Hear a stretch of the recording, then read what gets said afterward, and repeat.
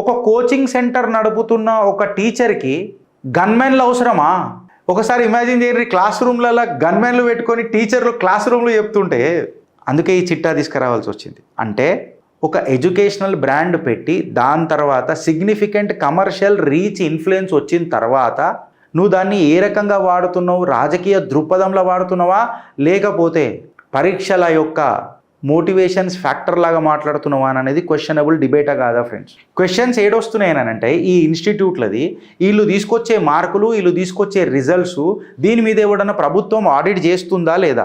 ఎందుకంటే ఈ celebrity educators ఎక్కువైపోయి లూటీ అవుతున్నది స్టూడెంట్స్తో. వీళ్ళు నిజంగా ఎన్ని ర్యాంకులు తీసుకొస్తారు, ఎన్ని మార్కులు తీసుకొస్తారు పోరలకని అనేది ఎవడు ఆడిట్ చేసి వస్తలేడు కదా.